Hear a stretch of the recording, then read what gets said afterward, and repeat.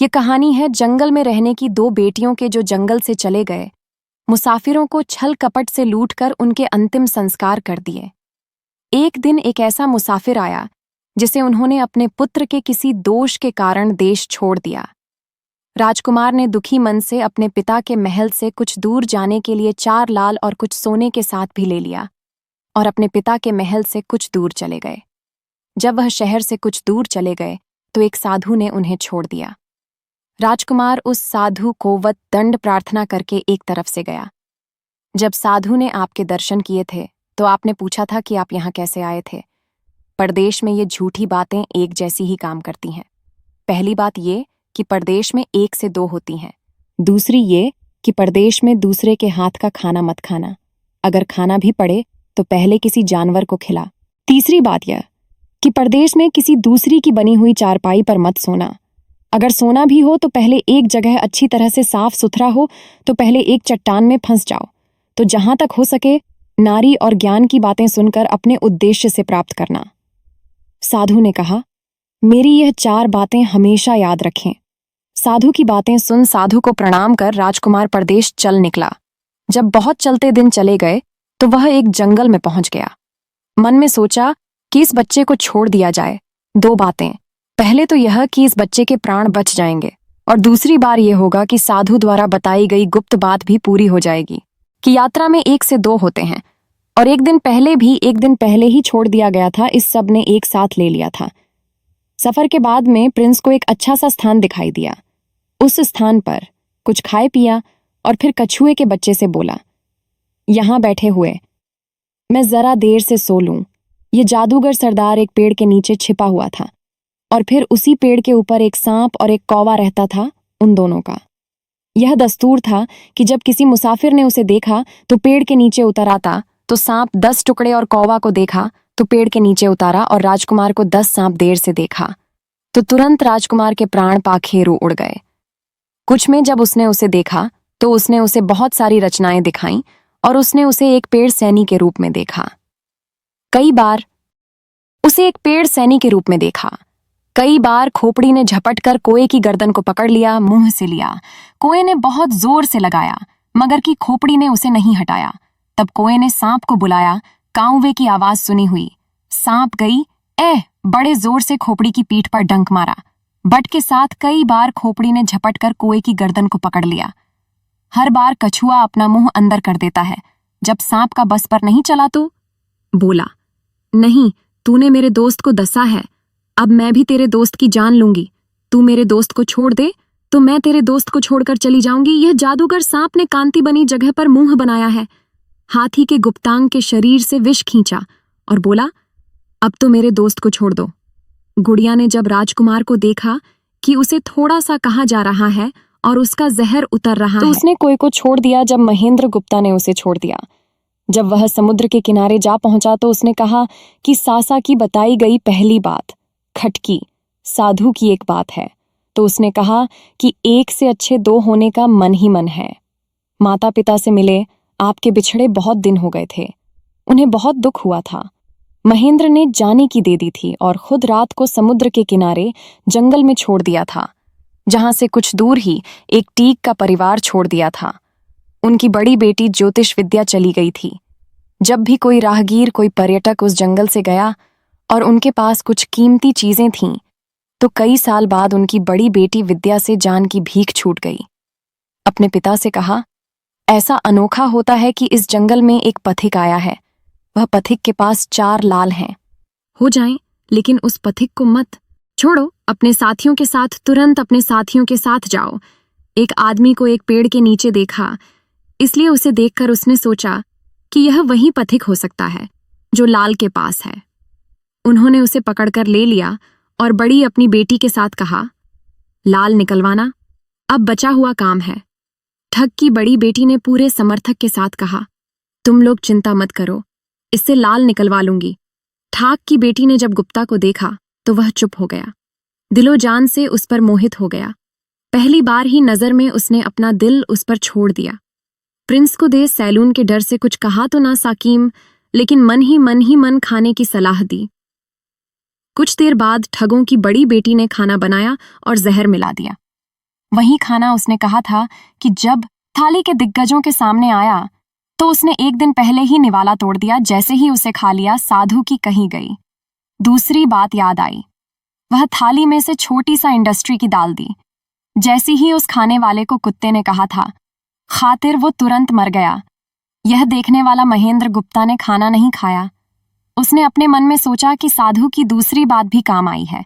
इस चाल को देखकर ठग की बड़ी बेटी को गुस्सा आ गया, बहुत आया।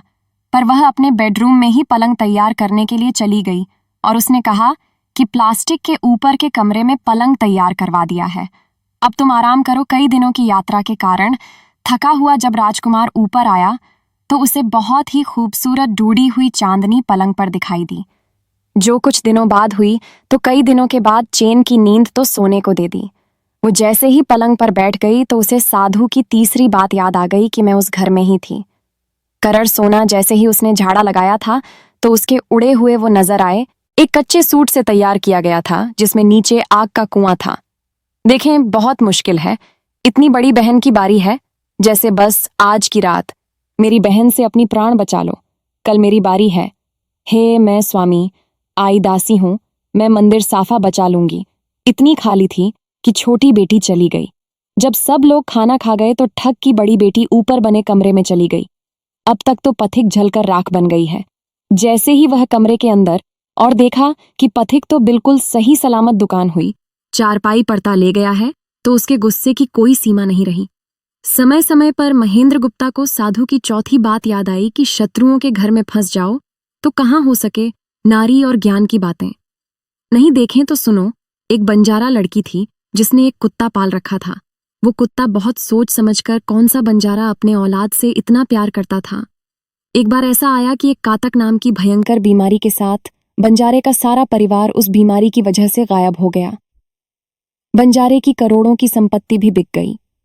दुखी बंजारे ने अपने कुत्ते को लेकर आगरा में एक साहूकार के पास है और साहूकार को 1000 के बदले अपना कुत्ता गिरवी रखने को कहा है।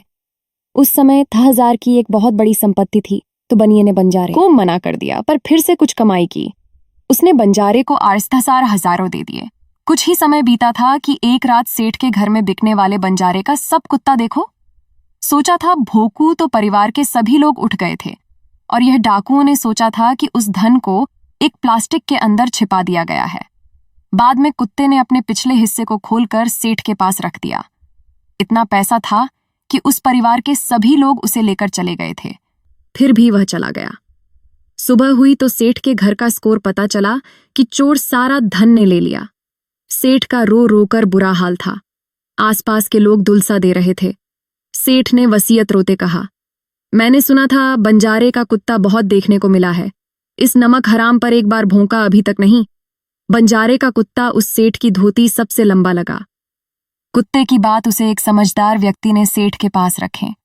कहा, सेठ जी, यह कुत्ता कुछ कहना चाहता है, हमें अपने सुननी चाहिए। और सभी लोग कुत्ते के पीछे पीछे हो जाएं। नाम लिखा, भाई बंजारे कुत्ते ने। हम मेरे 1000 पूरे कर दिए। मैं तेरे कुत्ते को तेरे पास भेज दिया गया है। अगर और भी 10, 20, 500 हजार की जरूरत है तो मेरे पास ज्ञान ले जाना। इतना पतला कुत्ता मेरे पास के लिए छूट के लिए दिल से मांगे गए। बनिया कुत्ते के गले में उसे नाम की आंखों से विदा करता है। कुत्ता रथ यात्रा जब 4-5 दिन बाद बंजारे के पास जाता है तो कुत्ते को आना दिखता है। बंजारे के तन में आग लग जाती है। मैं बनिए के पास भी रख गिर आया था और तूने वहां से भाग आया। तूने मेरी बेइज्जती कर करवा दी। टुकड़े टुकड़े में अंधे Banjara instant design deal dog को गोल मार देता है और सिरिंजन कहीं जाता है। कुछ देर बाद जब उसकी नजर कुत्ते के गले में फटी हुई फोटो पर पोस्ट की गई, बंजारा ने उसे एक और कहानी सुनाई। बंजारा की कहानी सुनाई गई। एक राजा के पास एक बहुत बड़ी पढ़ाई हुई तो उसने एक दिन राजा तोते को अपने साथ गंगा स्नान करवाया और एक दिन राजा तोते को अपने साथ ले गया और घाट पार कर स्नान करने लगा। तोते की नजर अमर फल की दुकान पर पड़ी जो नदी के पास ही बहती थी। राजा ने कहा कि मैं अकेला अमर फल लेकर गया था और अपने बाग में लगा लिया था। जब उसमें फल उगाकर सब कुटुंब हो गया था। अमर कर गंगा स्नान सेकर लौट आया था। अमर फल लेकर राजा के पास आया। राजा फल को देखकर बहुत खुशी हुई और कुछ रचना फल वो पहले कुत्ते को खा गए।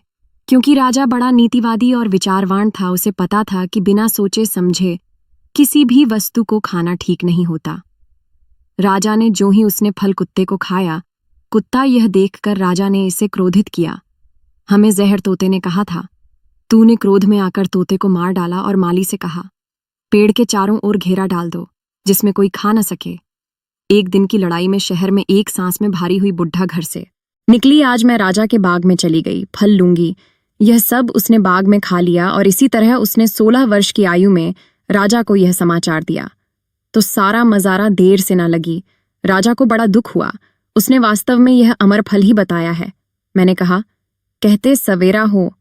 तब थांग की बेटी ने महेंद्र गुप्ता से कहा था, तो तूने मुझे कहा था कि मैंने अपनी जान बचा ली, लेकिन आज रात मेरी छोटी बहन की बारी है, वो हरगिज जीवित ना बचेगी।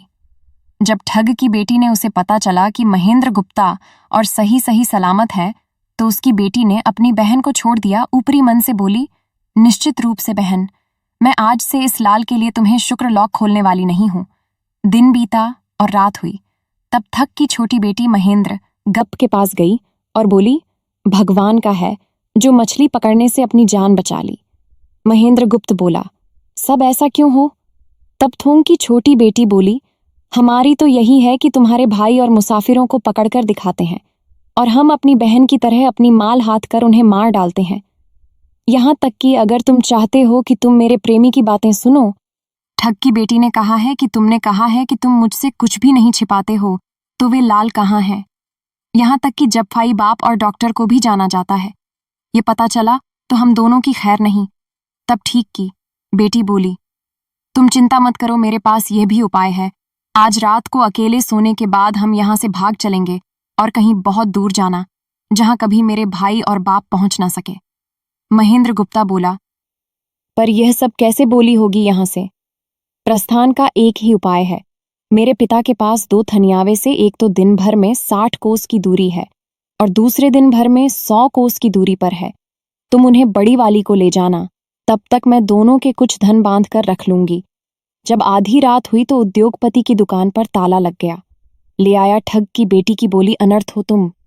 रात के अंधेरे में बड़ी अतानी की जगह छोटी को ले आओ मेरे पिता भाई, और आओगे वो हमें नहीं छोड़ेंगे। जब जब सवेरा हुआ तो ठग ने देखा कि उसकी बेटी और मूसा की दोनों बहनें सोई हुई हैं। बदमाश मेरी बेटी को भगा ले गया सारणी में।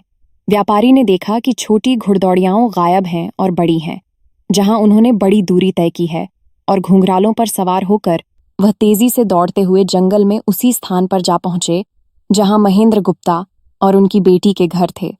जब महेंद्र गुप्ता देखने के लिए तो बहुत घबराया और देखने लगा तो मेरे पिता आ रहे हैं, अब इस प्राण बचेंगे लड़की। कहाँ डर मत, और जो मैं कहता हूँ उसे कैसे ध्यान से सुनो। उस पेड़ पर चढ़ जाओ, जब मेरे पिता के लिए आ जाओ और पेड़ पर चढ़ाओ तो मैं चिप से बड़ी ऊंचाई पर चढ़ जाऊं और फिर झुक जाऊं। इस प्रकार हम दोनों बचकर साए निकल गए। यह व्यापारी दुकान पर चला गया और उसके पिता की बेटी भी वहां पहुंच गई। कहा जाता है, ये दुष्ट मुझे यहां लाए थे, ये नहीं दिया गया था, ये धूप से खत्म हो गया था। ठग की बेटी और व्यापारी ने एक शहर में कई दिनों का समय निकाल लिया था और दोनों बस वहीं चले गए। महेंद्र गुप्ता ठग की बेटी के साथ आराम से दिन गुजारता रहा, और जब उसके देश की यात्रा की अवधि पूरी हो गई तब वह अपना राज्य लेकर चला गया, और उसके साथ शादी कर हंसता खेल जीवन का अंतिम संस्कार। महेंद्र गुप्ता और ठग की बेटी की यह कथा हमें यह सिखाती है कि प्रेम और का बंधन सबसे मजबूत होता है। जब विश्वास, धैर्य और निस्वार्थ प्रेम मिलते हैं तो प्रभाव को भी संभव बनाया जा सकता है। जीवन में थोड़ा भी कठिन आराम ना आ सकता है।